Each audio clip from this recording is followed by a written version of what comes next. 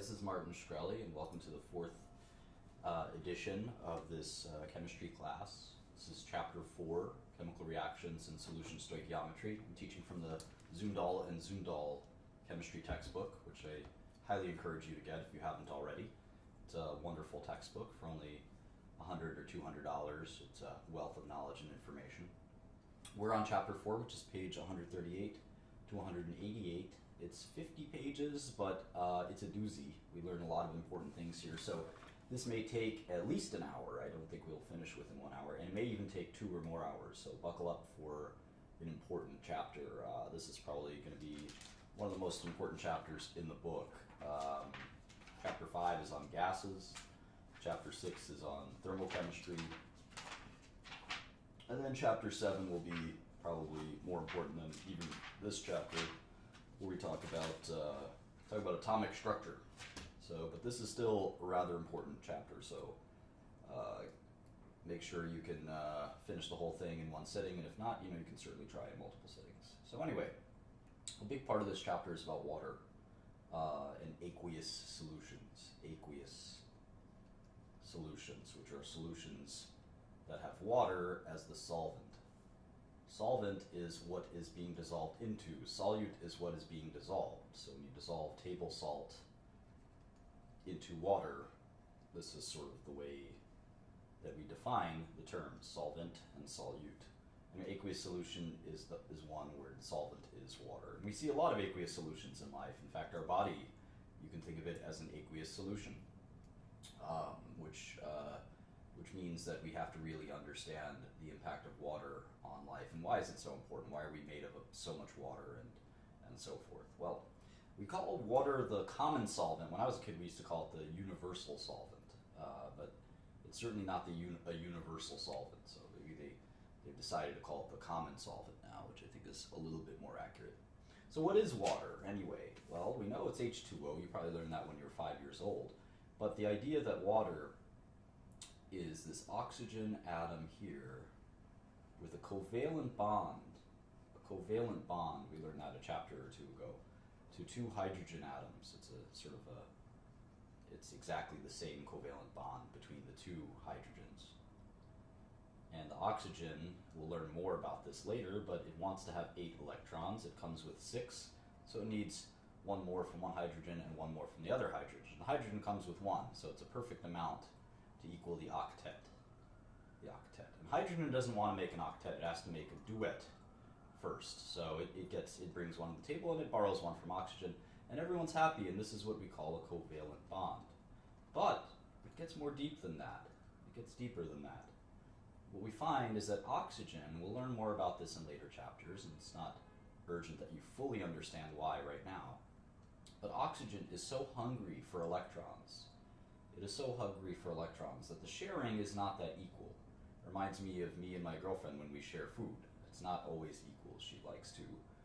She has a more affinity for the food than I do. That's kind of like the relationship between oxygen and hydrogen. Oxygen wants to grab those electrons a little more than hydrogen does. So the electrons are spending more of their time, here's an electron per se, and here's an electron. They're kind of spending more of their time towards the hydrogen. So because the oxygen is more electron hungry, those electrons are spending their time around this oxygen. So the oxygen actually has a slight negative charge. And this is delta, lowercase delta. You may recognize uppercase delta as change, but lowercase delta in chemistry means a partial charge. So it's a charge less than 1. We know an electron has a charge of -1, or a proton has a charge of +1. Delta is just somewhere in between 0 and 1. There's a partial negative charge in the oxygen because it's so thirsty for electrons that those electrons are being sort of pulled into oxygen. And the hydrogen, because its electrons are being pulled in, it's actually got a corresponding partial positive charge. And that means that oxygen is a pole. It's sort of a pole. The negative is here, and the positives are here. And this is why we call water a polar molecule. And the reason it's the common or the universal solvent is because it's a polar molecule. So we're going to learn all about polarity and polar molecules and things like that. But this is sort of the idea. So anyway, let's draw table salt. I think this will be fun. I'm going to draw the sodium in green, and I'm going to draw. Let's see. I'll draw the chlorine in purple. How's that? All right. So here's the chlorine. And ionic solids tend to form this kind of lattice structure, which we'll talk about in a second. So it actually does look like this in many ways.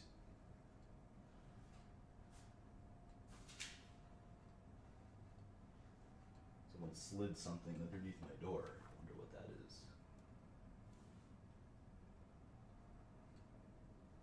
All right.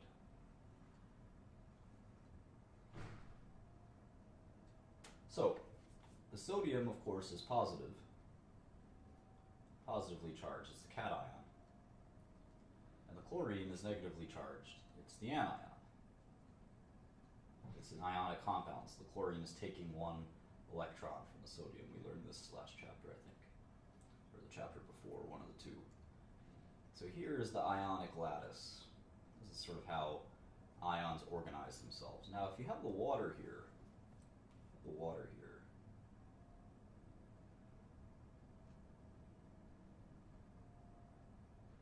what ends up happening is the nature of this water is that because the partial negative charge on the oxygen and the partial positive charge on the hydrogen, you see that there is this bond that'll form between the end of the water molecule, the hydrogen, and the chlorine. It'll actually rip it apart. It'll take this chlorine out of this ionic solid, and that's how dissolution happens. That's how dissolving happens, and we call this process hydration. Notice that the water molecule will stay intact. Water molecule will stay intact. This will be an intermolecular bond between the molecules. Intermolecular bond. And by doing that, and then obviously the similar thing will happen with the sodium and the oxygen. So all of these waters will be sort of surrounded by these partially ionic, or these completely ionic molecules. And that's how dissolving happens. So when we talk about solubility, or the ability for something to dissolve in a solvent, solubilize, as sometimes we say, one of the things that is very important is understanding what the solute structure is and the solvent structure is. And so the polarity is extremely important. So here you have an ionic compound, but let me show you a non-ionic compound called ethanol. I had a bunch of ethanol last night. Ethanol is this structure, this formula, which you'll undoubtedly memorize, and this structure, which you also will undoubtedly memorize. We'll learn all about in organic chemistry. Anyway, this is not an ionic compound. Every single bond is covalent. But ethanol can still dissolve in water. As I will testify, last night my beer had ethanol dissolved into it. Beer is a combination of water, alcohol, and a bunch of other stuff, which I don't know what it is exactly. But anyway, here's ethanol, C2H123450H. So that's ethanol. But water can dissolve ethanol. Why? Well, here you also have polarity. This oxygen is just as hungry in this molecule, it's always hungry, as it is in any other molecule.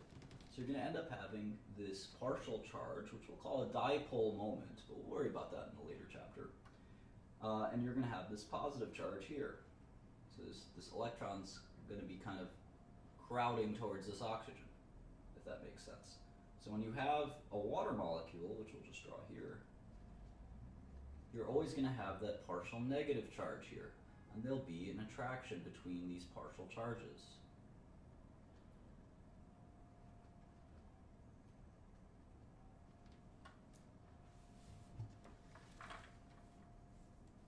So So water can't dissolve everything. A good example is a nonpolar molecule. Like dissolves like. That's something we're going to learn. Like dissolves like. Dissolves like. So polar will dissolve polar, but what about a nonpolar molecule? Here's an example. The simplest nonpolar molecule probably is methane. It's kind of the archetypical lipophilic nonpolar molecule. And it will not be dissolved by water easily. So we'll learn more and more about this over time. So let's move on to section 4.2. The nature of aqueous solutions. Strong and weak electrolytes. You've heard the term electrolytes before. And again, I would pace myself. This will take quite a bit of time getting through this chapter.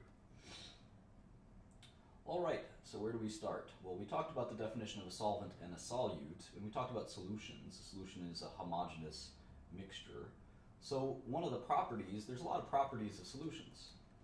Let's list some properties. What are some basic properties? Color, right?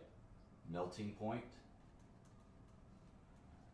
boiling point, freezing point, right? All these. You guys know any other ones? Density. What else? Smell, taste. How about this one? Electrical conductivity. This one's pretty important.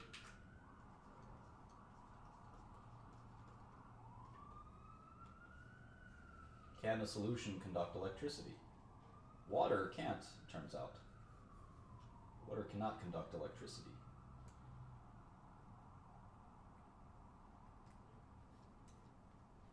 But sometimes solutions can. And when they can, they're said to contain strong electrolytes. Strong electrolytes. Whatever is causing that solution to conduct electricity, and water can have substances dissolved in it, like NaCl, that will enable it to conduct electricity, or HCl. And then all of a sudden, these substances are called strong electrolytes. In fact, the solution is called a strong electrolyte, the entire solution. You can also have a weak electrolyte or a non-electrolyte. So let's take a moment and think about how this all happens in, say, a strong electrolyte situation. Strong electrolytes are completely ionized.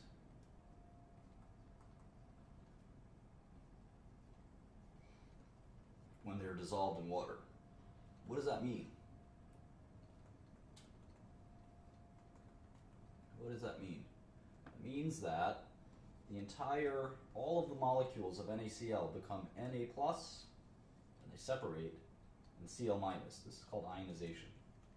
And we learned why. It's to do the process of hydration, to do those partial charges. So there are three kinds of strong electrolytes.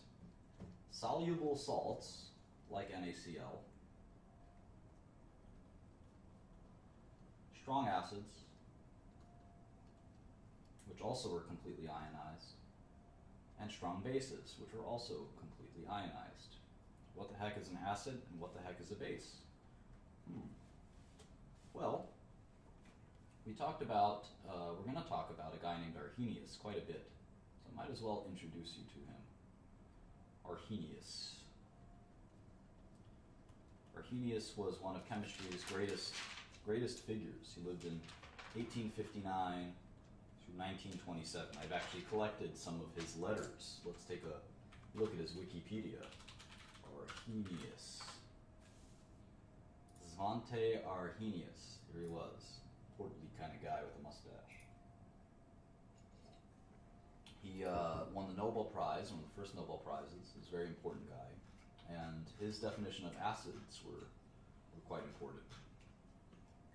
He was a Swedish guy, and he studied at this unbelievably great university called Uppsala University. If you ever learned sciences, it's like the MIT or Harvard of Sweden. So anyway, Arrhenius is a figure we're gonna talk about quite a bit. I hope we don't talk too. It'd be a little strange. So Arrhenius defined the concept of an acid, and he said that an acid is any molecule. It's any molecule that forms a hydrogen ion, or H plus, a proton, when dissolved in water.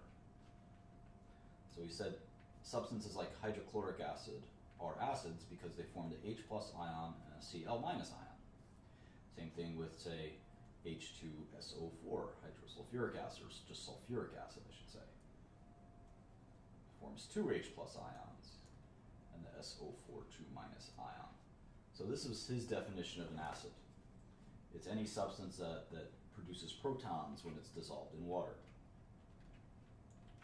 And so one of the important things to understand about some of these acids that are so-called strong acids, they're acids that every single molecule becomes ionized, the same thing as NaCl. Every single molecule becomes ionized in water due to that hydration concept. So that's a strong acid. We're going to learn more and more about strong acids. Strong bases are substances that form the hydroxide ion, OH minus, like potassium hydroxide, NaOH. And again, all of the sodium and all of the hydroxide are ionized. There's no standing, surviving NaOH intact base. They're all separated by the water. So that's a strong base. And that's a concept that we're going to return to many, many times.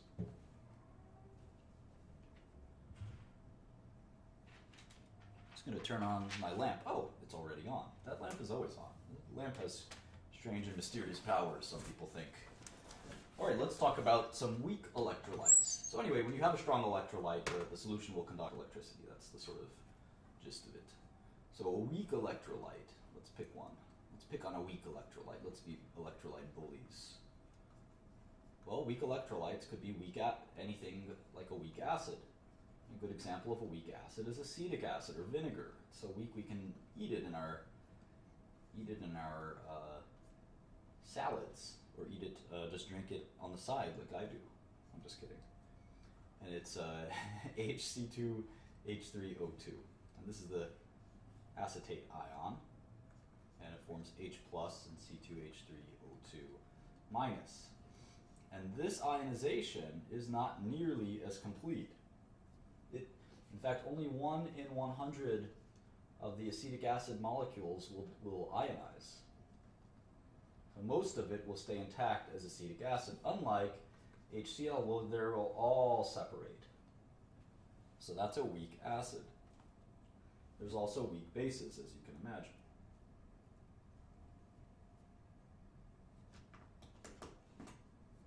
And of course, we have non-electrolytes. A good example of a non-electrolyte is ethanol. There's no ion here, right? There's no ion here. Sugar is another one. There's no ion in sugar. They'll still dissolve. So just because something dissolves doesn't make it an electrolyte. Keep that in mind. All right, so I hope you understood that concept, and it's a good introduction. It's a good introduction to some of the basic concepts of solutions. But let's get a little more ham, if you will. And we're making good time, but I think this is where we'll slow down a little bit, because some of this is pretty complicated. Like this thickness. All right. 4.3, the composition of solutions. So I actually, while I was making my coffee for this lesson, because I need to stay lit for this lesson, I poured too much sugar into my coffee. And it made me remember that I'm about to give a lesson on concentration. So concentration is the amount of solute dissolved in the solvent, right? And we need to come up with ways to express concentration mathematically. And the best way we've got is a concept in a word called molarity. And I hope this doesn't scare you. It's a big word. And I encourage you, when you see these words that seem difficult, they will become your friends over time if you let them, like any other friend. You got to give it some room and some space and allow yourself to understand the concept. And molarity is pretty simple. It's just like the amount of sugar in my coffee. It's a simple equation. It's moles of solute over liters of solution. So it's not grams of solute, it's not kilograms of solute, it's moles of solute. So anytime we say 10 grams, let's say it was 10 grams of NaCl, we actually have to convert that into moles. Let's do that real quick. I just made this example up on the spot, but we can do that real quick. Na is 23, Cl is 35. Let's do the decimals. 35, 45, and 22.99. 22.99. So if you add that up, you don't have to be a mathematician to add this one up. It's 57.44. 57.44. So 10 over 57.44. It's about how many moles would you say? Well, not that great at maths, or at least arithmetic, so let's do that. It's 0.17 moles. Get in that habit of converting things to moles. Get in that habit. 10 grams of salt, table salt, is 0.174 moles. In fact, when you go to the restaurant next and they say to you, would you like any salt? You say, yes, I would like 0.1 moles, please. And they will throw you out of the restaurant. But in any event, I would get a habit of converting masses into moles. It's pretty important. So anyway, here's a specific example where we need to do that when we calculate molarity. And when we calculate a molarity, we will use the phrase M. We'll use the designator capital M. So when we end up calculating a molarity solvent. And it's our way, it's a chemist's way of describing concentration. We can't say, give me a little bit of sugar or a lot of HCl. We have to say, I want 10 molar. This is how we would say it, 10 molar HCl. Or maybe I don't want that much HCl, I want a little bit. I want 0.1 molar HCl. If you want to dissolve something, this is a good way to do it. If you want to do a reaction that doesn't require as much concentration, this is a good way to do it. So, in any event, that's what we talk about when we talk about molarity. So, a 1 molar solution, right, contains 1 mole of that solute over 1 liter of the solvent, which is usually going to be water in many cases. Not always. And it's not solvent. Let's actually fix that. Let's adjust that, because this will often confuse me. And this is something that I think needs to be drilled into both my head and your head. It's not the solvent. It's actually the entire solution.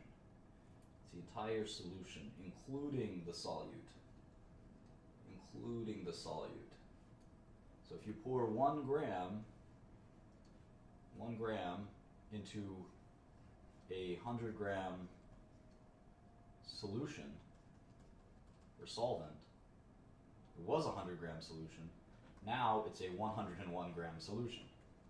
And that extra 1 gram does make a difference, especially if you add 10 or 20 or 50. So just keep that in mind, that it's liters of solution, not solvent. Anyway, let's do some math. I'm on page 146 here. I'm going to do the first example. And they want us to calculate the molarity of a solution prepared by dissolving 11.5 grams of sodium hydroxide in enough water to make a 1.5 liter solution. Alright, so as you can imagine, the first thing we're going to do is get the molar mass of sodium hydroxide. Sodium, 22.99. Oxygen we know by heart is 1600. Hydrogen we know by heart is 1008. So, a little bit of math gets us 39.998. Can't we just say 40? We just say 40. We okay with 40? Yeah, let's just say 40. 40 grams per mole. So we have 11.5, and again, you want to get in the habit of doing dimensional analysis. So let's do the dimensional analysis. 11.5 grams of NaOH. We need grams on the bottom. So we're going to do 40 grams of NaOH, and this is equal to 1 mole. So we can cross out grams of NaOH from both sides, and we get 11.5 times 1 over 40, which is 11.5 over 40, which is 0.2878 moles. 0.2875 moles. All right, and we know that the solution is going to be 1.5 liters. So molarity will equal 0.192 molar. 0.192 molar sodium hydroxide. Very good. Easy peasy, I'd say. This will get harder. Trust me. Trust me. Let's do another one. Calculate the molarity of solution prepared by dissolving 1.56 grams. 1.56 grams of hydrochloric acid, gaseous hydrochloric acid, in enough water to make 26.8 milliliters of a solution. All right, same concept, right? Hydrogen is 1.008, chlorine is, I forget, let's see, 35.45, so the total is going to be 36.458, okay. And how many moles is 1.56 grams of hydrochloric acid? Let's see, 1.56 grams hydrochloric acid. We need 36.458 grams of hydrochloric acid. This is 1 mole. Cross out grams of hydrochloric acid. This goes here. This is how many moles of hydrochloric acid we have. And how many is it? 1.6 divided by 36.458, not 456. These typos will kill you. All right, it's 0.0427 moles. 0.0427 moles. And we can convert that to scientific notation, right? It's 4.27 times 10 to the negative 2 moles of hydrochloric acid divided by what? 26.8 milliliters. Remember, the molarity is in liters. The molarity is in liters. So we actually have to convert this. This is 0.0268 liters, or 2.68 times 10 to the negative second liters. 2.68 times 10 to the negative second liters. All right. So we can just divide these two. 4.27 divided by 2.68. This is a 1.59 molar hydrochloric acid solution. Easy peasy. All right. I'm on page 147.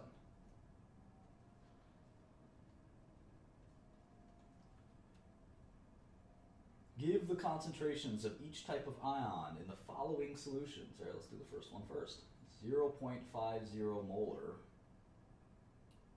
cobalt nitrate, NO32. Okay. We need to figure this all out.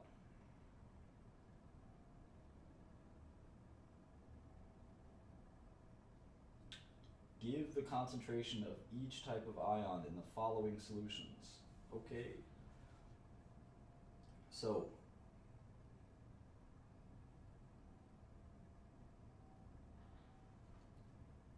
cobalt nitrate as a solid in water will dissociate into the cation CO2 plus. One molecule, or one atom, and 2 nitrates, NO. 0.03 minus. What is the molarity? We have 0.5 molar, right? We have 0.5 molar solution. That's how many moles of the solute we've got per liter. So what's the molarity of each ion? This is interesting. So for cobalt, we've got 1 ion per the molarity. So we have 0.5 molar cobalt. But for nitrate, we actually have 2. We have 2 per molarity, which gives us the molarity of 1. That's a little counterintuitive. That's a little counterintuitive.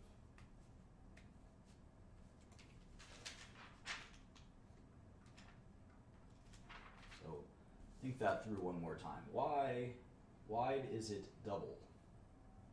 Why is it double? Well, there are 2 ions, 2 nitrate ions in this solution. So molarity is the moles of solute, which is 0.5 moles per liter, but that's of the total molecule. So of just this ion, there's 2, which gives it a molarity of 1. If you just think about that ion. And if that doesn't make sense to you, think about it a little bit and it should make sense. All right, the next one was 1 molar of iron. I guess this is perchlorate, ClO4 perchlorate. If you know your polyatomic ions, you know that's perchlorate. All right, so how about this situation? Well, let's see. This will dissociate into what? Iron 3 plus and 3 perchlorates. 3 perchlorates. So this is going to be the same thing, right? This is 1 iron ion.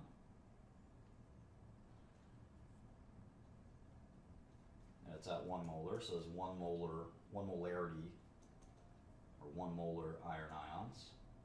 And then for the perchlorate, there's 3 of these. There's going to be 3 molar. Again, it's a little counterintuitive, but if you stick with it, I think you'll see why it's the case. I'm going to get some more light in here. Hang on one second.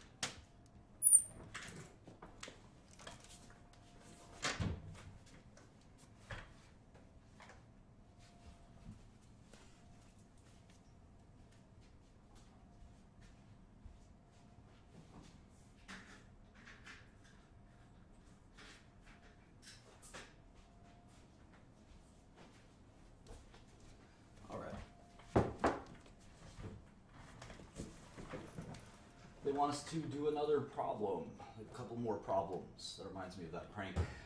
I have a problem, do you want to solve it? Don't walk around my neighborhood saying that. Tap people on the shoulder and say, I have a problem. Or do you have a problem? Calculate the number of moles. Calculate the number of moles. Where's my microphone? It's on the floor. Let me bring it up to my desk. You guys can hear me a little better. All right. Calculate the number of moles of chlorine ions in 1.75 liters of 10 to the negative third, 1 times 10 to the negative third molar zinc chloride. Jeez. That's creative. All right, we need to know, we have 1.0 times 10 to the negative third molar zinc chloride. And we want to know the number of moles of calcium ions. Remember, to keep in mind, there's going to be 2. There's going to be 2. This is actually pretty simple, as you can imagine. The molarity of the calcium ion is just double, just like we learned last time. So 1.75 liters is the solution of the zinc chloride. So we're just going to multiply. There's 2 calcium ions, so molarity is 2 molar. And because there's 1.75 liters, and we know that liters, we know what the molarity is, right? So we have 1.75 liter solution multiplied by, we can just do the molarity here. It's 2 calcium ions. 2 calcium ions per liter. So it's actually going to be 2.0, get rid of this, or we could leave it there, doesn't matter, times 10 to the negative third. That's the molarity, right? 2.0 times 10 to the negative third. And that's over a liter. So we can cancel liters out, and we get 2 times 1.75, which is what, 3.5 times 10 to the negative third calcium ions. But not calcium, chlorine. Chlorine.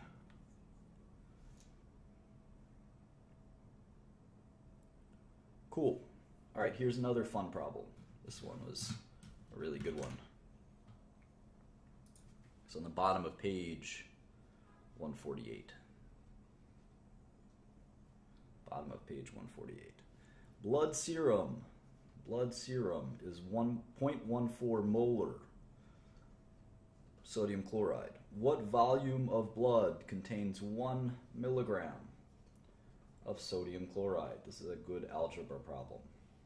This is a good algebra problem. All right, well, let's start with the 1 milligram. Let's start with the 1 milligram of sodium chloride. We need to convert this. We need to convert this to what? Probably moles, right? Well, let's convert it to grams just to start. So 1,000 milligrams of sodium chloride is equal to what? 1 gram of sodium chloride. So we multiply, we cancel these out. So what's left is 1/1000th of a gram, or 1.0, or just 1 times 10 to the negative third grams of sodium chloride. All right, now we can start again. 1 gram. 1 times 10 to the negative third grams, I should say.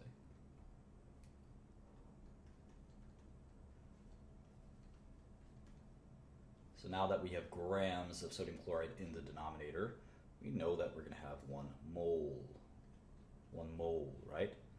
So how much is the molar weight of sodium chloride? I think we did this already, but 35, 45, and 23, or 22.99. Let's just do that real quick.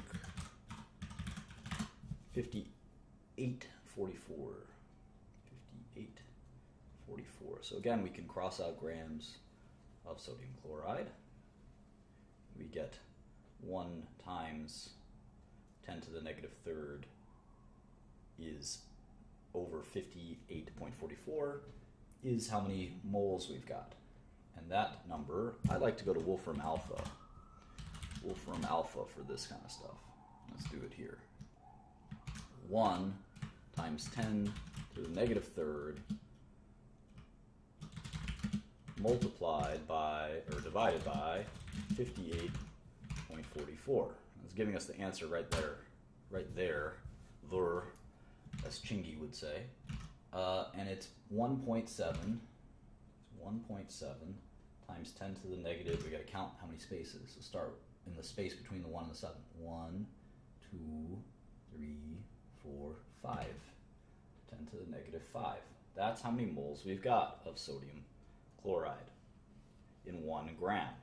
So 1.7 times 10 to the negative 5 moles of sodium chloride. So we can actually ask the question again. Let's read the question. Typical blood serum is about 0.14 molar sodium chloride. What volume of blood, instead of saying contains 1 milligram of sodium chloride, the question is what volume of blood contains 1.7 times 10 to the negative 5 moles of sodium chloride. This is much easier. This is much easier. Because we know that molarity is just moles over liters. And we know how many moles we've got now.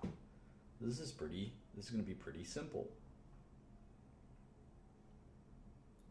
So let's see.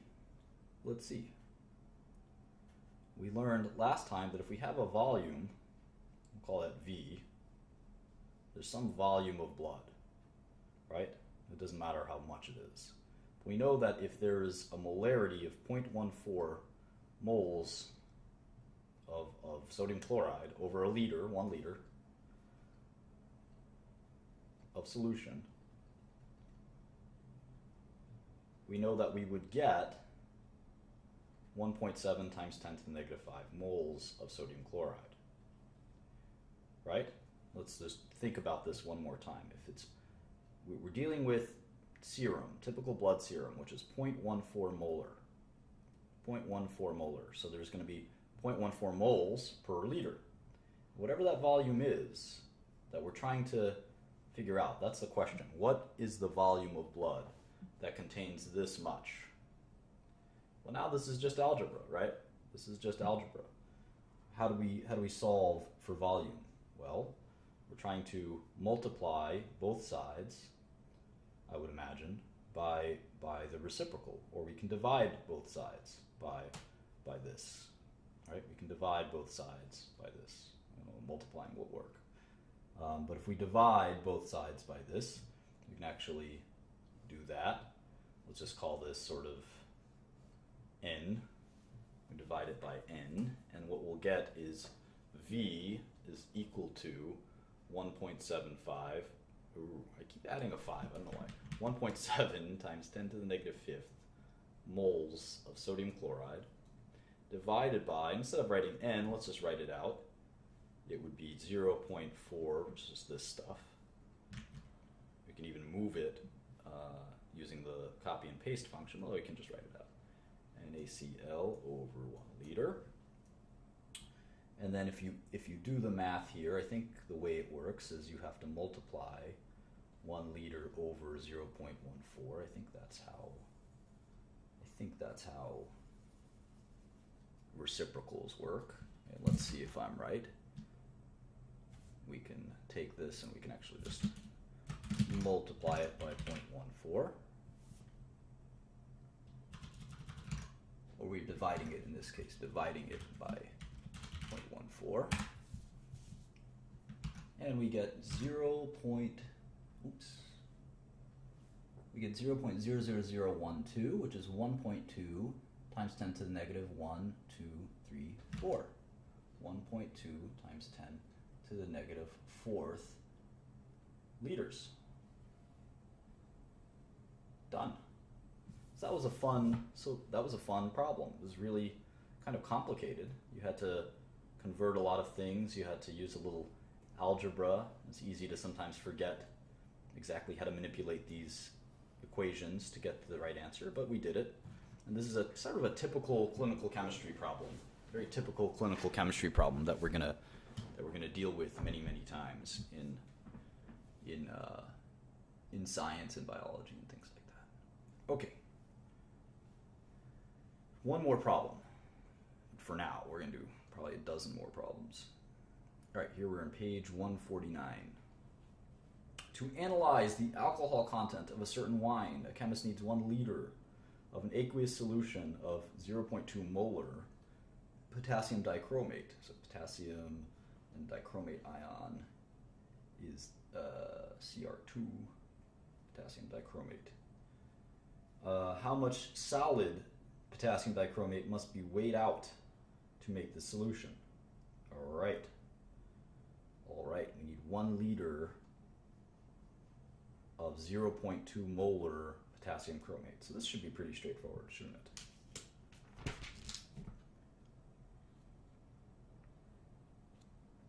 Well, let's see. Molarity is just moles over a liter. And we have 1 liter, so we need 0.2 moles of potassium dichromate. I wonder what the weight of potassium is. We need 2 potassium is 39.10. Chromium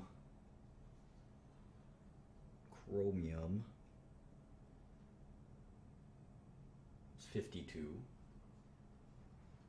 And oxygen, of course, is 16. All right, so what is all of this? This is 104, 7 times 16. I don't know my multiplication tables that well. It's 112. How about 39.1 times 2 is 78.2. I don't like to do math in my head. Gives me a headache. All right, 294.2 is the molar weight, or molecular weight, grams per mole of potassium chromate. All right, so we know we need 0.2 moles of potassium chromate. So we can actually do it like this. Let's say 1 mole of potassium chromate. We're doing this kind of the reverse way. It's fun. It's equal to 294.2 grams of potassium chromate. So we cancel out moles of potassium chromate.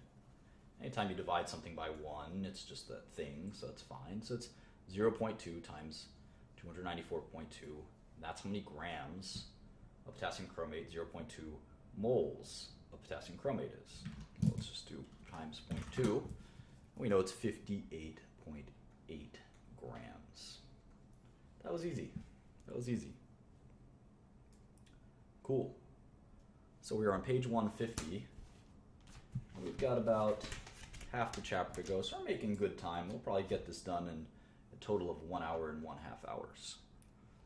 So page 150, and they want to describe the concept of dilution, which is something that we all know a little bit about, and we talk about dilution in finance class. So talk about these things sort of applying to multiple fields. Now, dilution in finance is very different from dilution in chemistry. So one of the things we do in chemistry is we have something called a stock solution. A stock solution, which is a very highly concentrated form of a solution. And we use the stock solution to create a new solution, a more diluted solution, a more dilute solution that we need for the experiments. But the stock solution is very high concentration, or high molarity. High molarity. So we often have to take that stock solution and dilute it to get the solution that we want. So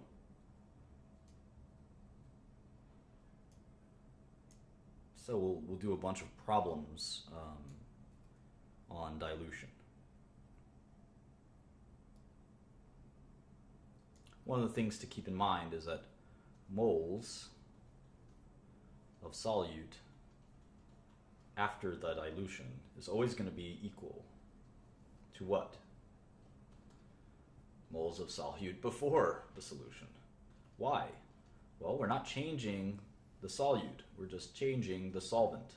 We're adding solvent, like adding more water, for instance. Let's do an example of acetic acid.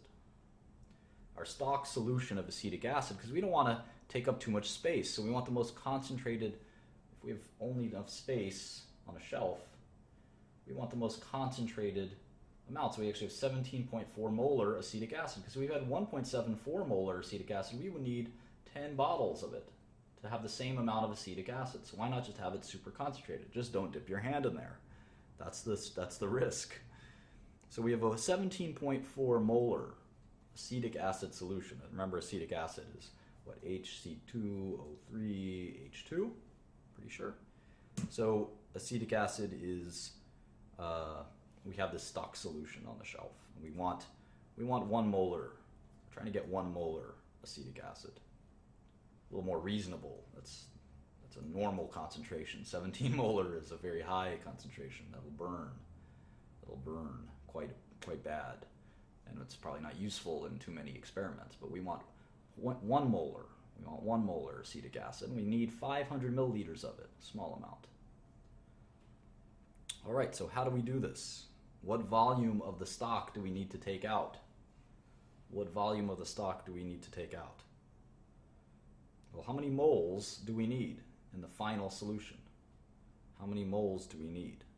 Well, this actually makes a lot of sense. So we need 500 milliliters, right, of one. We need 500 milliliters of 1 molar. So we're going to need half a mole. Half a mole. It's pretty obvious, right? Half a mole over 1 liter is 0.5 molar, but remember, this is 500 mils, so this is half a liter. So that's 1 molar. So we need half a mole of acetic acid. Well, how many moles of acetic acid are in here? Well, that's also pretty simple. So we can just do this like this. We can do it with the volume. So we're asking, what volume of this stuff do we need? Well, volume whatever that volume is that we're trying to solve for, we know that if we multiply, we can just multiply the molarity, 17.4 moles of acetic acid. Let's write AA, acetic acid, instead of the formula. Save a little time. Over 1 liter of the solution. We know that we're hoping that this equals to whatever that volume is, the volume of water, right? We're hoping that that equals to 0.5 moles. So like I said, we can divide by this, call it this, and we isolate the volume. And volume is equal to 0.5 moles of HC2O3H2 divided by 17.4 moles over 1 liter of solution. We need to take the reciprocal, if you remember high school or grade school math, and multiply it by 1 liter over 17.4 moles of acetic acid. All right, so we basically get volume is equal to 0.5, these cancel out, 0.5 over 17.4 liters. So the volume needed is 0.028 liters, or 28 milliliters.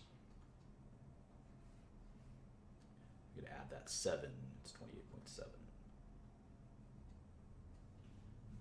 So that is how we'd take only 28.7 milliliters of the concentrated solution, add 500 milliliters of water, and we would get the 1 molarity solution that we need. So that's a pretty simple example. I don't think we need to do another one, do we? I don't think we need to do another one.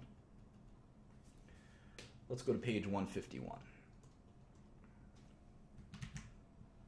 And they want to introduce us to this new equation. Where they do M1 V1 is equal to M2 V2. That's kind of interesting. They basically say that the moles of solute are not going to change. The moles of solute will not change by the dilution. So that's kind of interesting.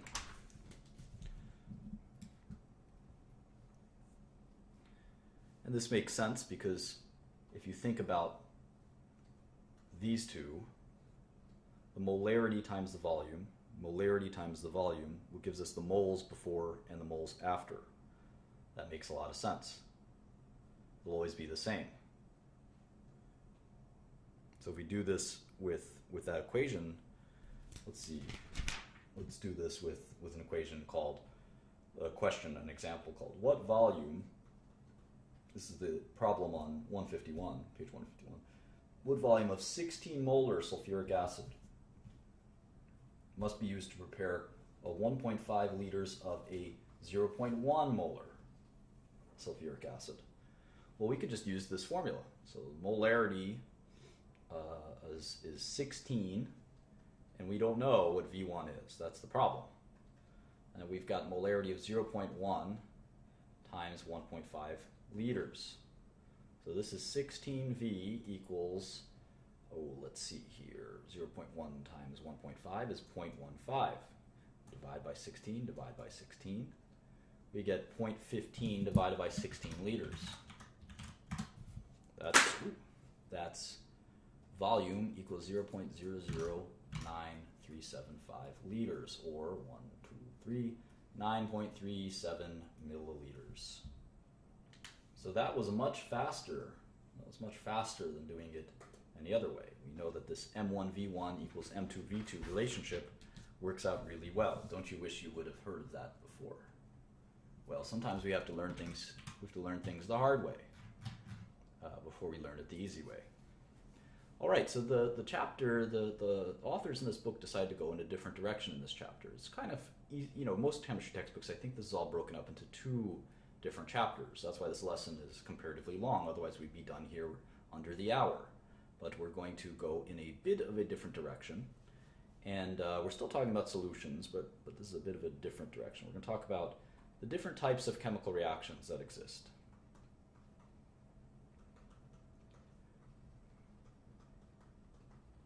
And there are quite a few of them. There's going to be three that are going to be the most commonly used ones. We're going to talk about precipitations.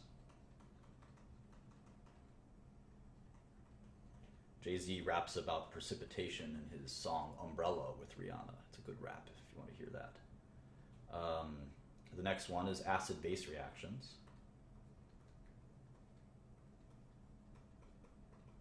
And the final one is oxidation-reduction reactions. So we're going to spend a lot of time on these three types of reaction. Most reactions will fall into one of these three. It's a good idea to kind of make sure you understand all three of them. Precipitation is the most solution-oriented one, I would say. So we're going to start with precipitations. 4.5, section 4.5, precipitation reactions.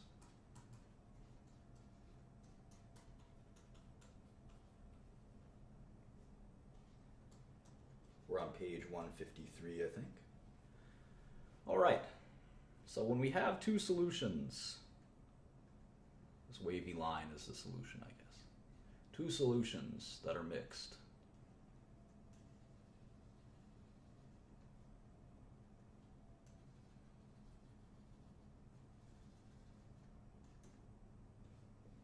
Sometimes,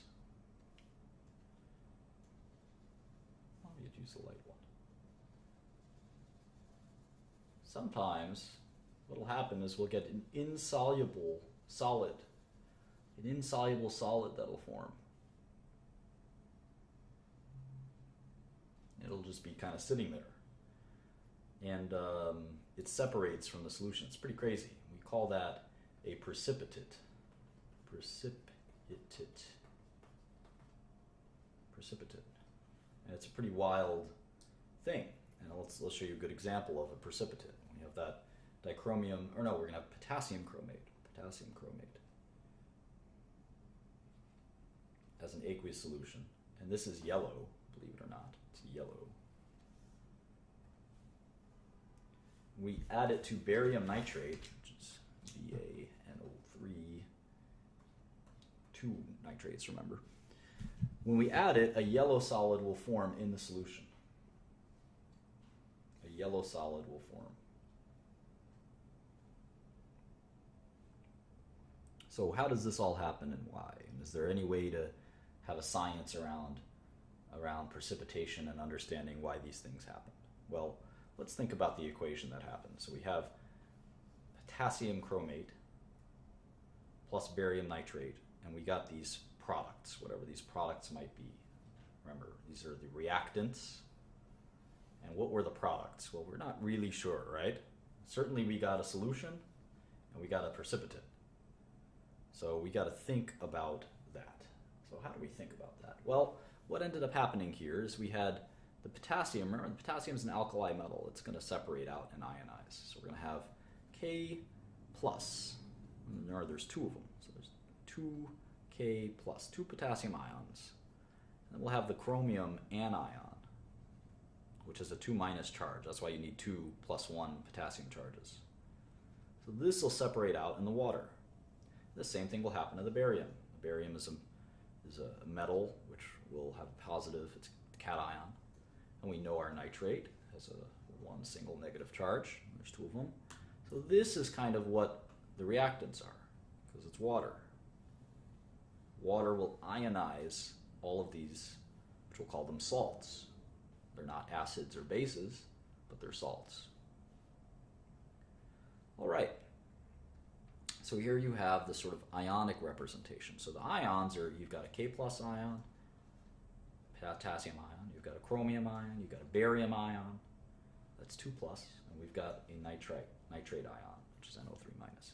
So how do these ions form that yellow solid? Well, we know that these two guys matching up would not form that solid, they form a solution. And we know that chromium and nitrate can't match up because they're both negative ions, they would repel each other. So it's got to be these two that form that yellow solid, right? Process of elimination. barium chromate. How about that? Barium chromate. And then we know that these guys might rearrange and form. We'd have potassium nitrate. Look at that. It's like a swap. They started out together like this, and they ended up together like that. They swapped their cation and anion partners.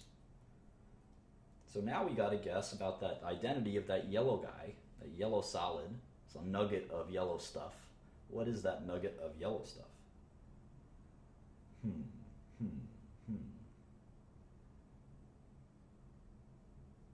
I wonder. How do we figure that out? Anyone know?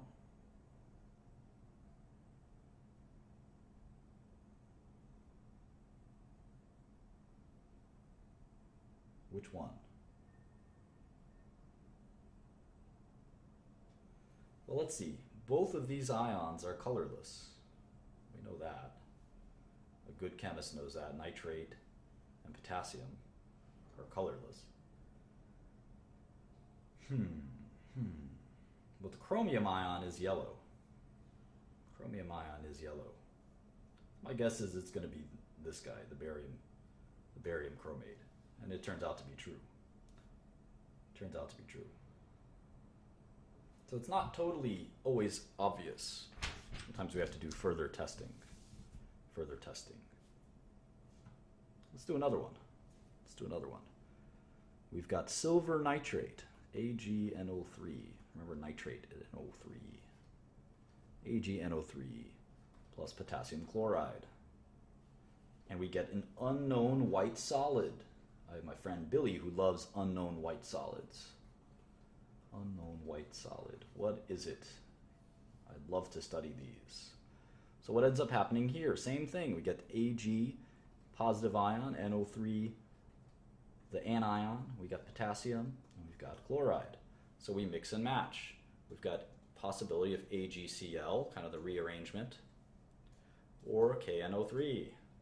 KNO3. Didn't we just look at KNO3? We know that KNO3 is soluble. And we're going to learn more about solubility rules in just a second. Because precipitates are insoluble. They turn solids in solutions. So it must be this. It must be silver chloride. It must be silver chloride. We could actually write this equation down like this. Kind of fancy. AgNO3 aqueous plus potassium chloride aqueous yields AgCl, or silver chloride solid, there you go, plus potassium nitrate aqueous. And that's a precipitation reaction. So how do we know when something is soluble and when something is not soluble? In other words, it'll precipitate, it'll form that solid. Well, this is our next tattoo in chemistry. We're going to have to memorize the solubility rules. Solubility rules.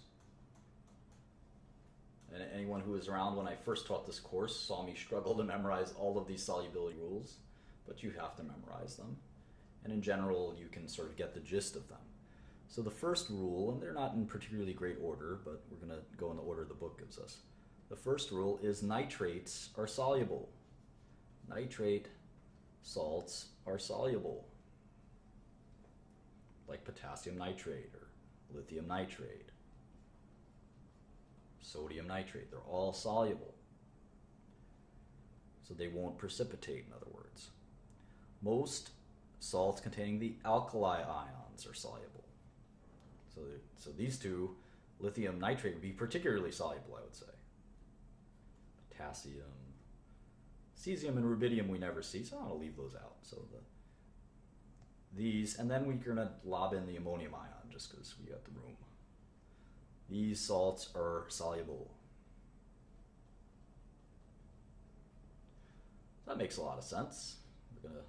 Nitrate is kind of random, isn't it? But this is a little more systematic. We're going to deal with all of the alkali metals, and then we're going to toss ammonium, which is one of a few cations, in for good measure. How about number 3? All right, this deals with the halogens, and this makes a lot of sense too. Chloride, bromide, iodide are all soluble.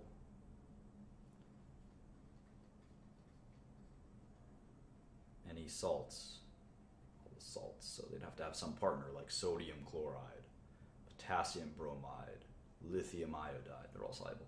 Exceptions are salts containing the following ions.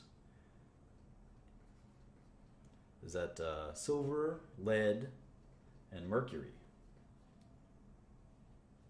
are exceptions. These will not solubilize, they will precipitate. All right, sulfate salts are soluble. SO4 2 minus are soluble. That's good to know. But barium sulfate is not. Lead sulfate, of course. Mercury sulfate. And calcium sulfate. All these are not soluble. These are exceptions too. And we have to memorize these exceptions. This is a little bit painful. I'm not going to ask you to memorize a lot in chemistry until we get to organic chemistry, but these solubility rules are important. These solubility rules are important.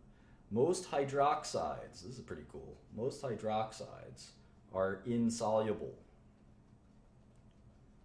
But NaOH and KOH are soluble.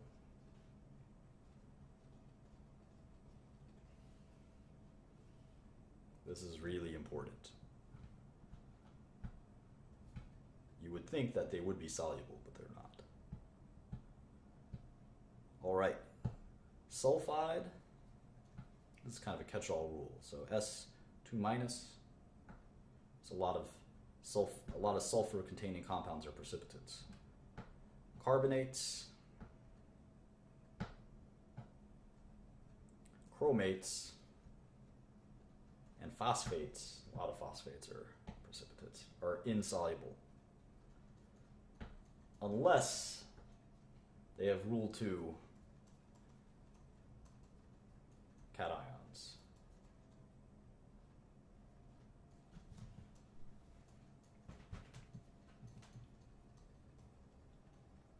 All right, so those are our solubility rules. Good luck memorizing them. Try to print out, this is on page 156 of the book. It's sometimes a good idea to print it out, even magnify it and put it on your wall. Better than having your Justin Bieber poster or something like that. I know I've got both, just in case, but I think it's important to memorize these. All right.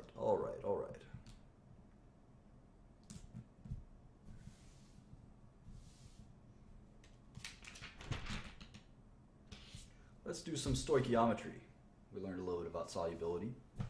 Let's do some stoichiometry. Let's skip ahead to 4.7 on page 160. Base Chica, I got the beer you sent me. I just got it today. Isn't that crazy?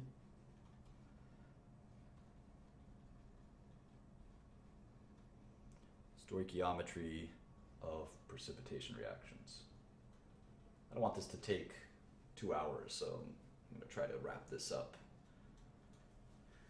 All right, calculate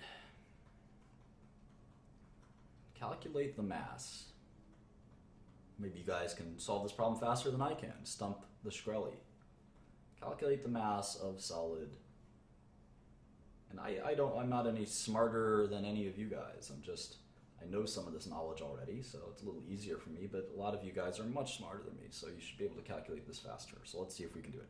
Calculate the mass of solid sodium chloride, or table salt, that must be added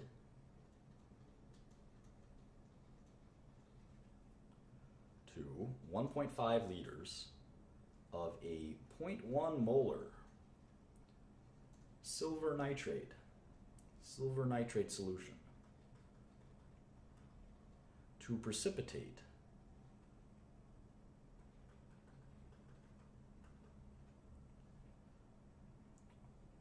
all of the silver ions in the form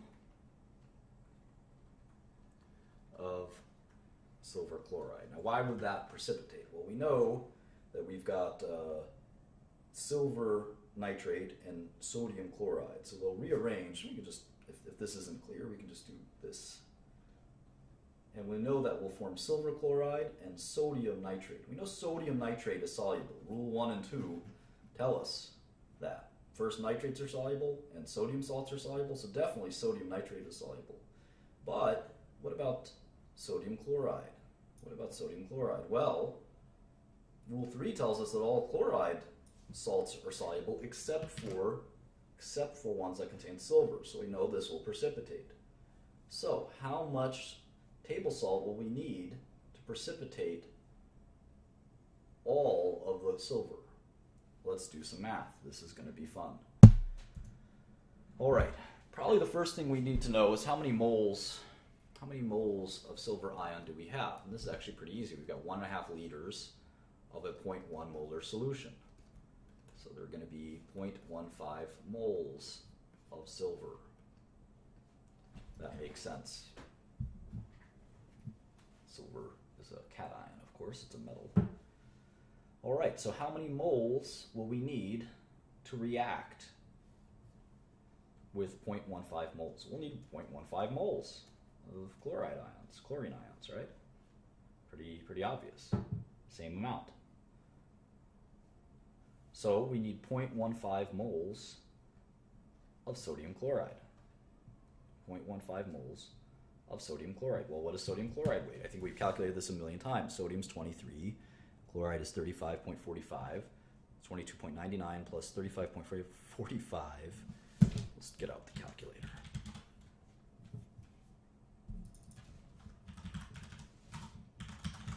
Is 58.44. So 58.44 grams over 1 mole of sodium chloride. Moles of sodium chloride cancel out. This is the grams of sodium chloride we need. Times 0.15, it's 8.7. We need 8.7 grams of sodium chloride to precipitate 0.15 moles of silver. So some of you got that faster than me. Good for y'all. I wouldn't say that proves that you're smarter than me, but it's a good hint. We can skip the next equation, which is extremely similar to the one we just solved, and we can go to 4.8. I'm going to take a half a second break here to maybe get some water or something. But we're going to talk about acid-base reactions. And this is something we covered a little bit already, but we're going to talk about it in more detail. Then we're going to go to titrations as examples. Then we're going to go oxidation reduction reactions, which is going to be something I'm going to go through pretty slowly just because it's complicated. And we should be able to get done by, if not 5:30, 5:45. Just give me 30 seconds, 60 seconds to take a quick break. Why is it so dark in here?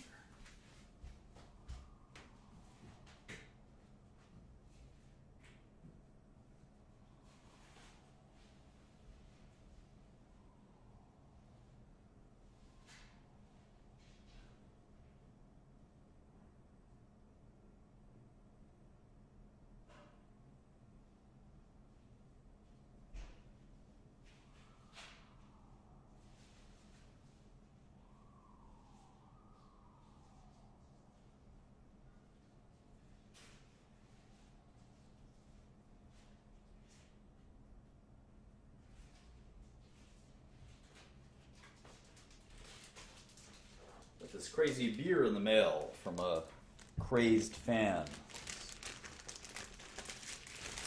How Now Brown Cow Ale. Looks pretty cool. The adult beverage for any of you kids out there. Came in a Ziploc bag. Should I trust it? Should I trust it? This is definitely still the Zumdahl book. I'll drink that later.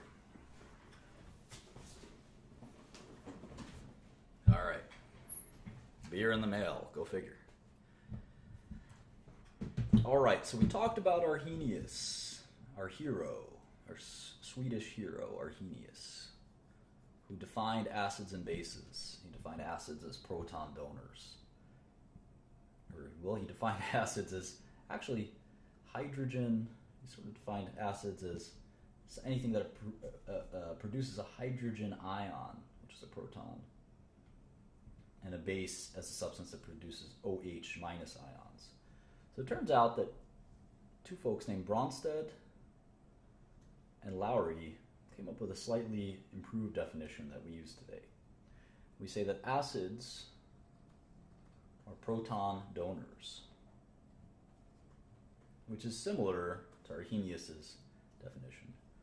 But bases are not just OH ions. We'll just call them any proton acceptor. Any proton acceptor. That's something that I think is a little bit of an improvement to that.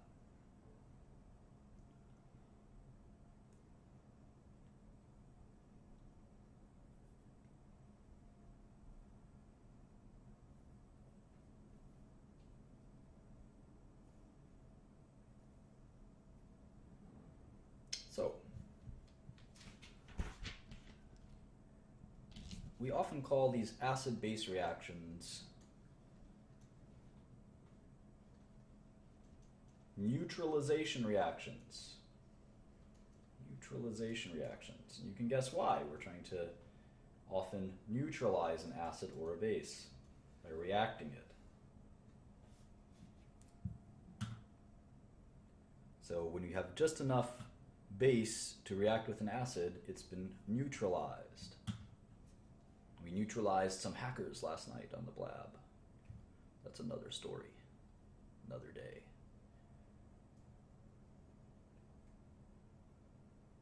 All right, so let's do a quick problem. Page 164. Let's see if we could just fly into it and get a good result. I think we don't have to explain. A lot of this stuff is self-obvious, so let's just do an example and see if we can learn from doing the example.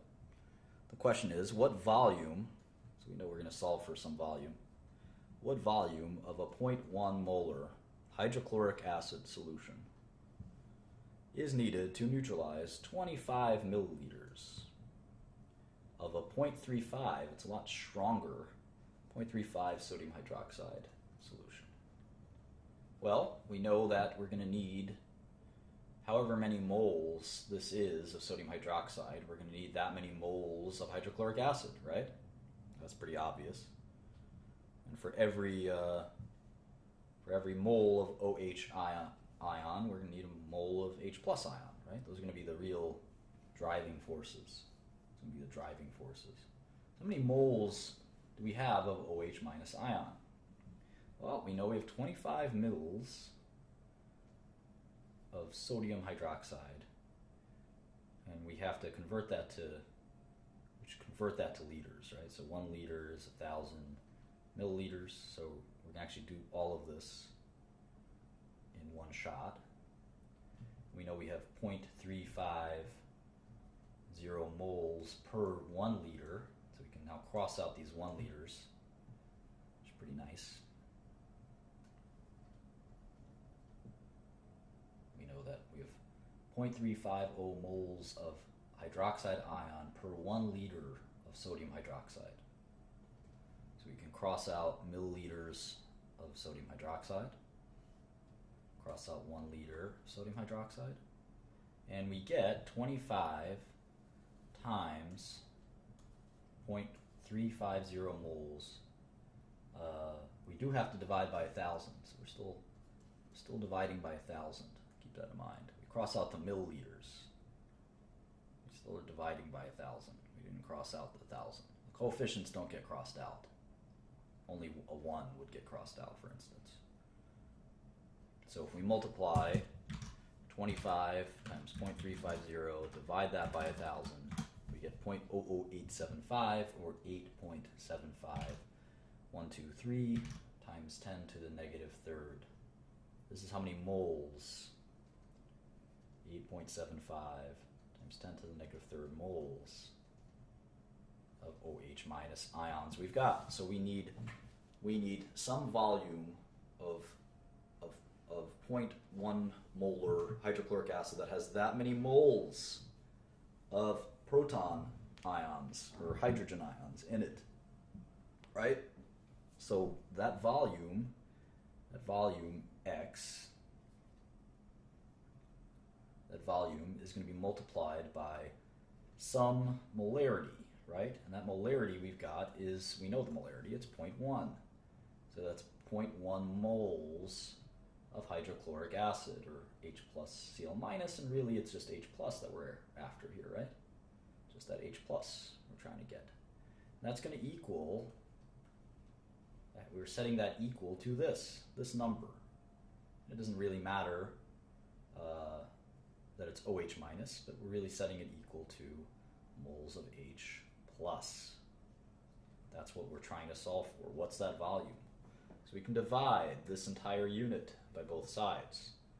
Divide that by 0.1 over 1. And if we divide that, we're really in essence multiplying it by 1 over 0.1. So we're dividing it. We're in essence going to be dividing this thing by 0.1. And if you divide something by 0.1, you're in essence multiplying it by 10. So this number, the answer is 8.75 times 10 to the negative second liters. Voila. Let's do one more. Page 165. This is very similar to the precipitation. A certain experiment, we have 28 milliliters of 0.25 molar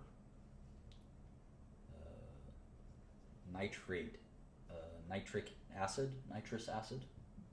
I always forget. Let's see. HNO3 acid, nitric.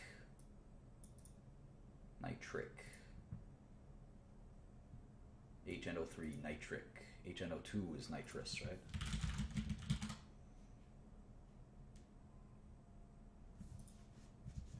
.25 nitric acid and 53 milliliters of 0.32 molar potassium hydroxide. So we're going to mix these two.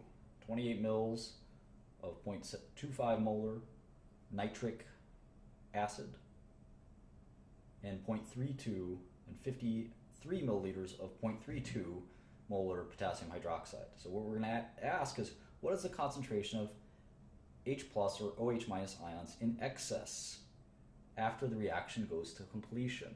Okay, so we're going to want to know what the H plus here and basically the OH minus here is, and what the difference is. All right. So this is going to be quite a bit of math. So again, we're going to want to know how many moles of each of those things we've got. So 28 milliliters of 0.25 molar nitric acid is equal to 1 liter over 1,000 milliliters is multiplied again by this molarity,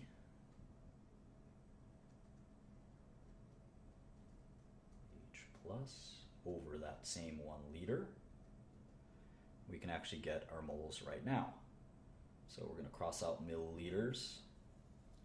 We're going to cross out 1 liter. And we get 7.25 is a fourth. A fourth of 28 is 7. Half of 28 is 14. Half of that is 7. So we have 7 moles. But then we're still dividing by 1,000 here. So it's 7 times 10 to the negative third moles of protons.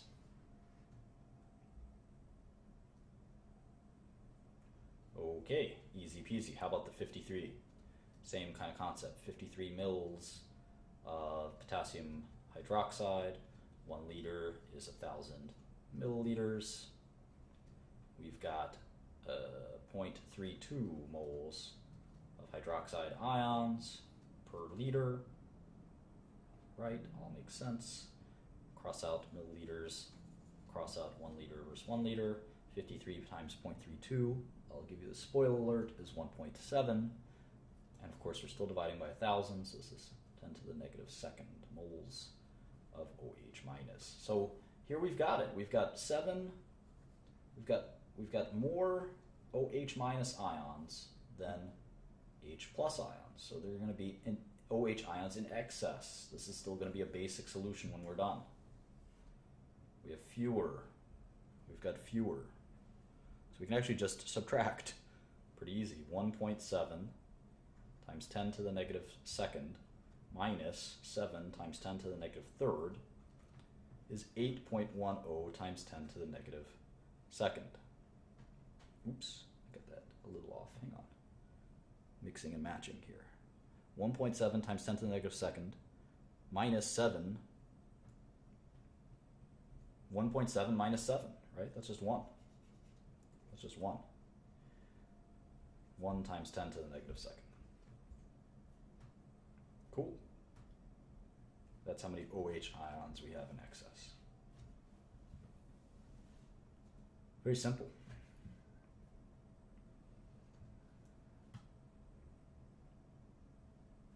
All right, let's discuss, try to still make it within, by the 45-minute mark, may stretch out to 2 hours in total. Page 166. Acid-base titrations. All right, this is important to learn. I don't want to skip this. Imagine going to organic chemistry and never having learned what a titration is. That would be problematic. So a titration is where we deliver a solution. We deliver a solution usually through something called a burette, which is this like device that has this like clamp type thing that you turn. You can turn this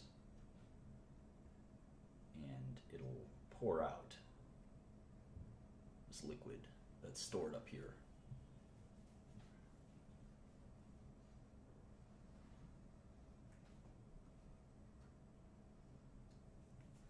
And that's a titration as we're delivering this solution.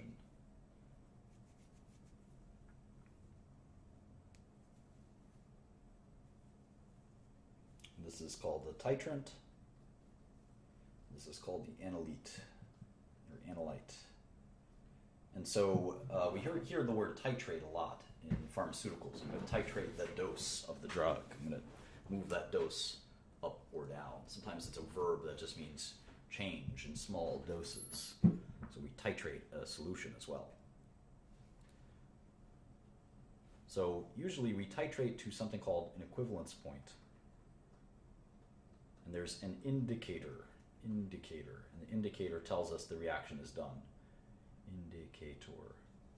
What's kind of cool is with drop by drop, you can add a solution, a titrant, to the analyte, and you'll get at just one more drop, you'll get the solution or the analyte to reach that equivalence point. And sometimes the equivalence point is very dramatic. And in fact, we use an indicator usually as a color change. One of the favorite ones we use is phenylethylamine. Phenylethylamine. Used to use this in chemistry class in high school. Phenylethylamine. It is colorless in an acid, and then it's pink in basic solution. So drop by drop, if you add OH minus ions, eventually it'll go from colorless to pink, and it's a pretty cool thing to see that one drop can create that huge change.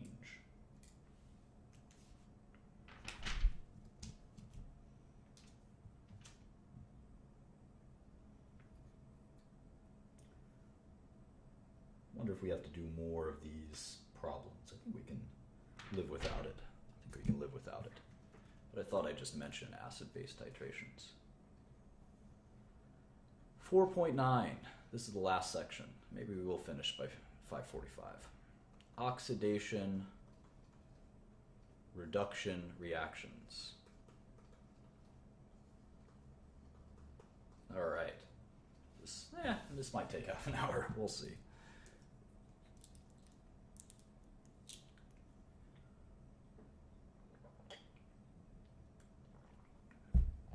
All right, so let's look at one of our favorite basic reactions. 2 atoms of sodium and chlorine gas will form 2 molecules of sodium chloride.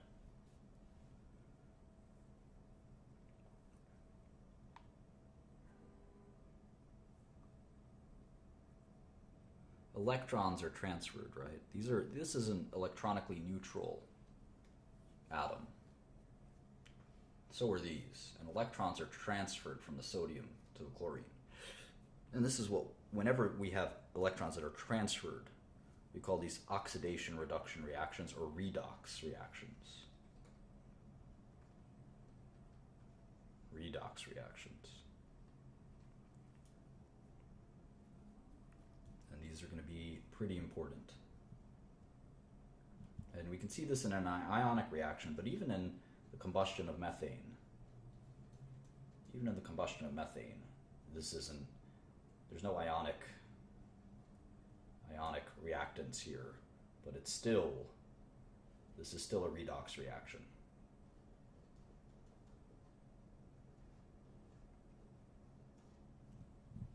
So we're going to have to learn to explain why this happens. We're going to learn something called oxidation states.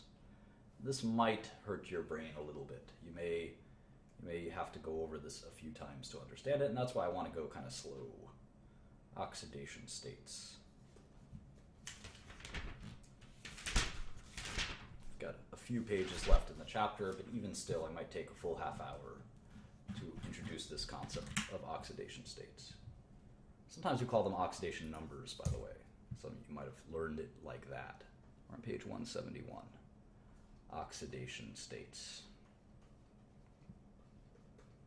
And basically, it's a way to keep track of electrons as in these redox reactions, as they kind of move around.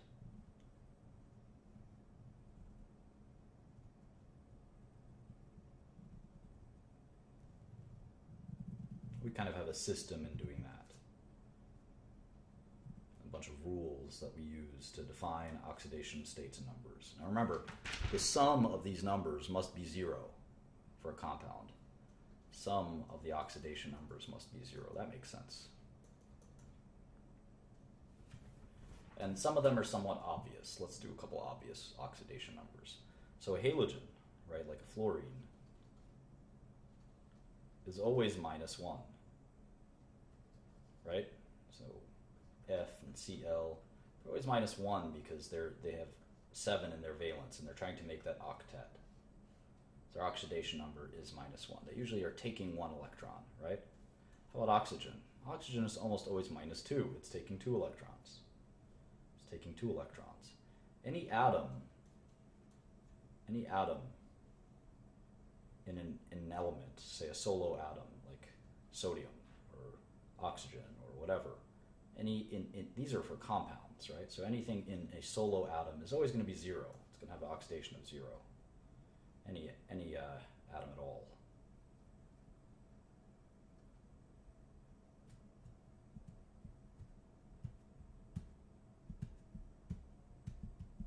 Any ion will be its charge, so whatever the charge of that ion is. And a plus will be +1, right? I minus will be -1. That makes a lot of sense. So we'll try to do an example to sort of see how this all works. Let's try the oxidation state of something like carbon dioxide, CO2. Well, we know that oxygen is going to be -2. So in this case, it's -2 per each oxygen. So the carbon will be +4 because this is an electrically neutral. It's not an ion. CO2 is balanced. So it's +4 and the oxygens are -2 each. That was pretty easy. And it has to equal 0. How about SF6? Oh boy. Well, we know fluorine is -1 and there's 6 of them. So the S must be +6. And that's the answer. These are the oxidation states. And we'll see why these are important in a second. How about NO3-? This is an ion. NO3-. Well, oxygen is -2. There's 3 of them. And we know that this isn't going to equal 0 because it's an ion. So it's actually going to equal -1. So maybe nitrogen will be plus 5. Plus 5 minus 6 is negative 1. That makes sense. That makes sense. Let's look at something like this. Fe iron, Fe3O4. Fe3O4. Call this magnetite. Magnetite. All right, well, oxygen is always going to be minus 2. So we go minus 2, minus 2, minus 2, minus 2. All right, so it's minus 8. And this is a neutral. This is a neutral. This is neutral, so it's got to equal 0. But hold on, we got 3 irons. It's actually going to be 8/3. 8/3, 8/3, 8/3. Bizarre, huh? And that equals 8. That balances to 0. So sometimes you do get these non-integers, oxidation states. And we'll talk about why that happens in a future chapter. You'll see that that's pretty reasonable, actually, in a future chapter. All right, so let's look at that combustion reaction one more time, because it's pretty complicated. We have methane, which is a gas that we use to get energy. We've got oxygen, which we use to combust. We have carbon dioxide, which is released, and water, which is released. So we learned from the oxidation rules that any solo atom in an element, including like a diatomic element, is going to be 0. It's going to be oxidation of 0. But here we know that carbon and hydrogen, there's oxidation states here. And one of the oxidation rules that you're going to learn is that hydrogen is +1 in its covalent compounds. +1. So in this case, the oxidation number here is -4 for carbon. -4. Here it's the opposite. We've got 2 -2s for carbon dioxide and a +4 for carbon. We'll see why all this is so important in a second. Then for oxygen, it's pretty obvious. We got -2 for the oxygen and +1 for each of the hydrogens. Now, why do we go through all this mess in the first place? Well, what's kind of interesting is the carbon goes from -4 to +4. Isn't that interesting? The carbon goes from having 4 excess electrons to giving up 4 excess electrons. So it actually has a change of 8. 8 electrons jump from this carbon, or removed from this sort of carbon. First it has 4 extra, then it gives up those 4, then adds it and throws in another 4. So 8 electrons shift. It's a gain of 8 electrons.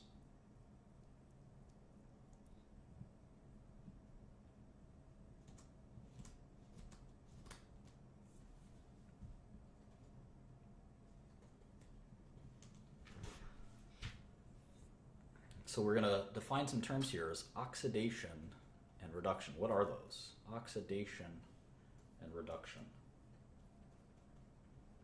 Well, we learn this in chemistry. We learn Leo the lion goes grr.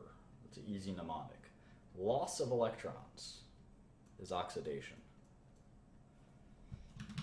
Loss of electrons.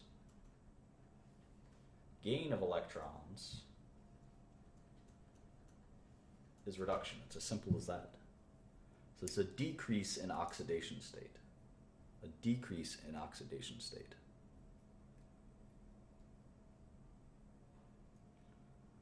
So here, the methane is being oxidized. Its oxidation number is going from -4 to +4.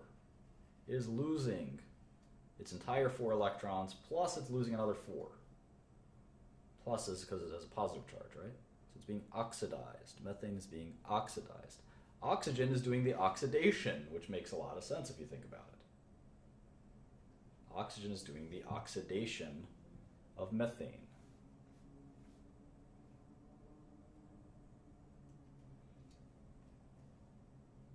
We'll call methane the reducing agent, and oxygen, in this case, the oxidizing agent.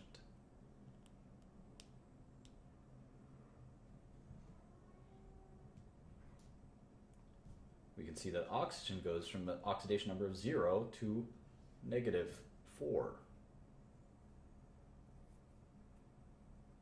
So you can say that oxygen is being reduced, right? Methane is the reducing agent, and oxygen is being reduced. But oxygen is the oxidizing agent, right? And methane is being oxidized. And this is going to confuse you. It should. It confused me the first time. It still confuses me a little bit. But it's something that you're going to have to deal with and learn. And this is the best example to do it. If you have to watch it 10 times, watch it 10 times. It's not that bad. You'll get it. So let's do an example. We're almost done here. Should make it by 6 o'clock with time to spare. Page 174. There's a compound called galena. It's lead sulfide, I guess. And what we do is we take 2 galena atoms, or molecules, excuse me, and we oxidize it. This process is called oxidation or combustion. And it yields 2 lead oxide plus 2 sulfate, I want to say. Sulfide? Lead sulfide? Something like that. Let's see. And we take the lead oxide, carbon monoxide, we get lead plus carbon dioxide. All right, so what they want us to do, what they like us to do, is to identify the atoms that are oxidized and reduced and specify the oxidizing and reducing agent. Oxidizing and reducing agents for each reaction, reaction 1 and reaction 2. All right, let's try that. Well, in this first reaction, the lead is +2.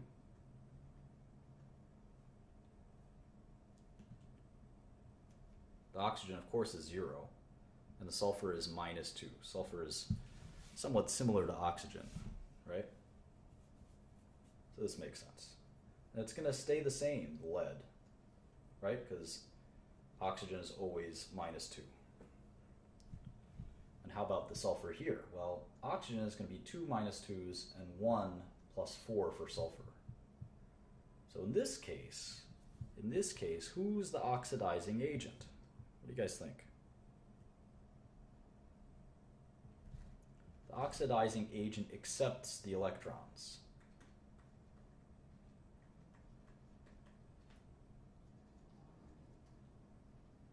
It accepts the electrons.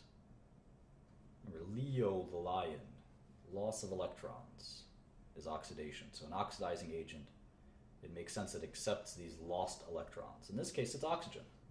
As you can see, it goes from 0 and it takes all these electrons, the oxidizing agent.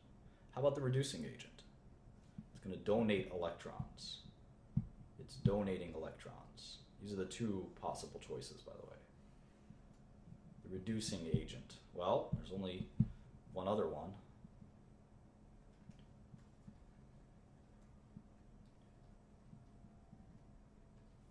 The reducing agent, of course, is PBS.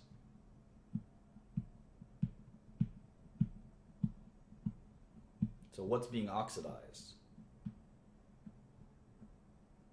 What's being oxidized in this equation? It's actually the sulfur. The sulfur is going from -2 to +4, right? It's being oxidized. It is losing electrons. Loss of electrons, oxidation, is being oxidized. What's the oxidizing agent? Of course, it's oxygen. Now, oxygen is being reduced, right? It's going from 0 to -2. So, the reducing agent, of course, is PBS.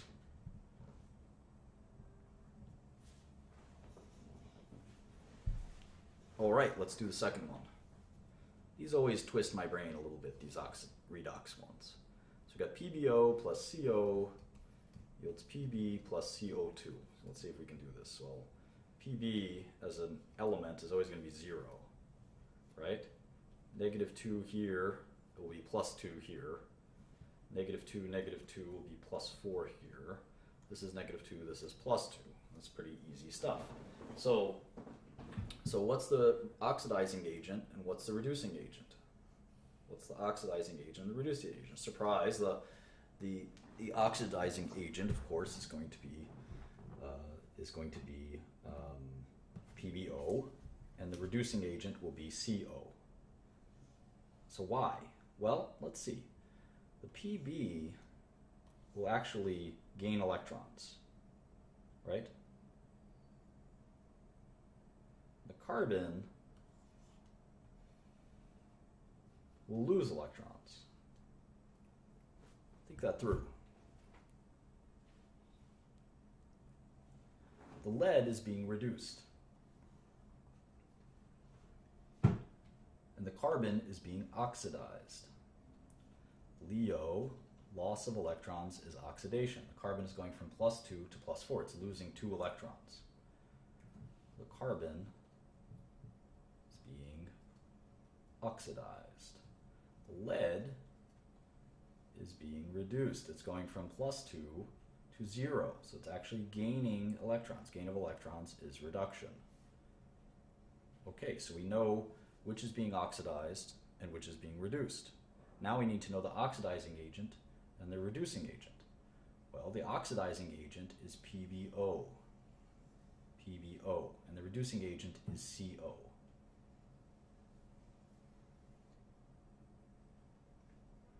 Now, why is that? Maybe you could tell me.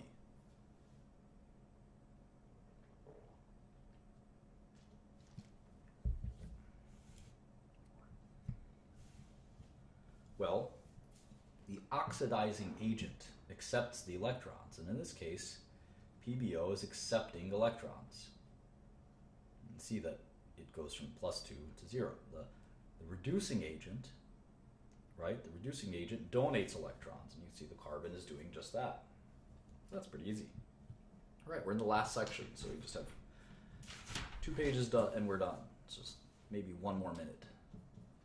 Balancing, oxidation, or we just say redox equations. All right, let's consider this reaction. We have copper, we've got silver, ion, an aqueous solution, and it yields this silver precipitate and a copper ion. How about that? Crazy. This is a redox reaction. So this is 0, this is 0, this is plus 1, and this is plus 2. But it seems like it's unbalanced, right? It seems like we'll need 2 here, right? 2 Ag plus. So otherwise we'll have 2 electrons that are lost in all of this. Or 1 electron that's lost. So we need to be able to balance it.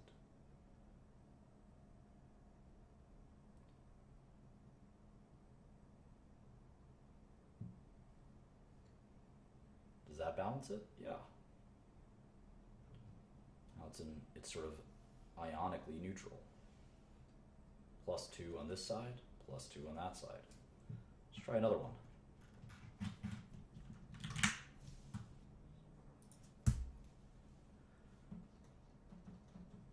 Here's a proton, here's chlorine, hydrochloric acid and water. I think this is tin, SN, and nitrate. And this will yield SnCl6, tin chloride, I guess. It's an aqueous solution, plus nitrate, or nope, that's actually nitrogen dioxide, plus water. All right, so let's do all of this. So this is plus 1, this is minus 1, this is 0, and this is minus 1. Or not. This is, let's just do this more carefully. This is plus 5, we did this already. Minus 2, minus 2, minus 2. Right? All right, so let's do this. Well, this is going to be minus 6, minus 6, minus 1 6 times, right?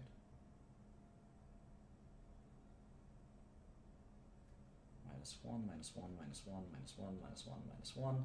This will be plus 4, because it still has a negative 2 charge. How about this one? Minus 2, plus 4, right? And then this is always the same. All right, so how do we balance this? How do we balance this? This is going to be quite difficult. Quite difficult.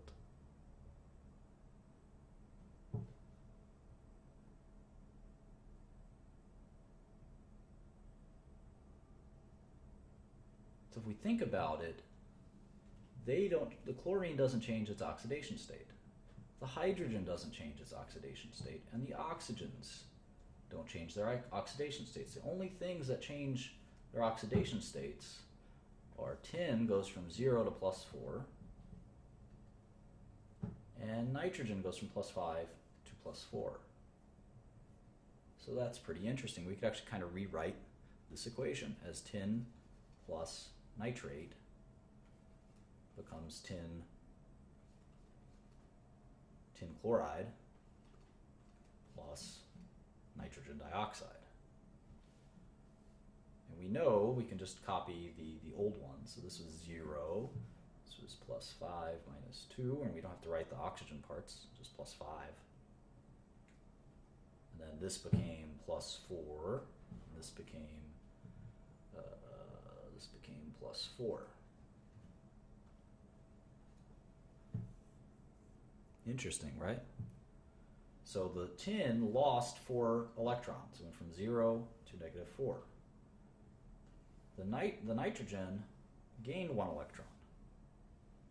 So we're going to have to add, 4.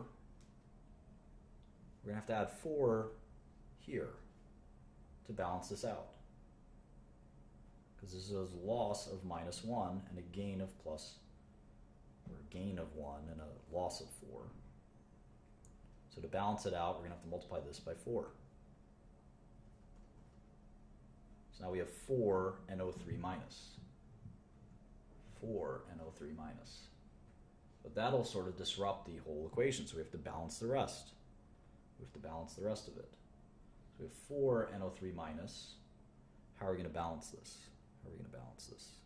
We can inspect it, right? So over here we have 4 N's on the top. How many N's do we have on the bottom? Just 1, right? Just 1. So we're going to need 4 here. Good. How about tin? We have 1 tin here and 1 tin here, so that's fine. How about chlorine? We have 1 up here and 6 down here. Uh-oh. So we're going to need 6 chlorine.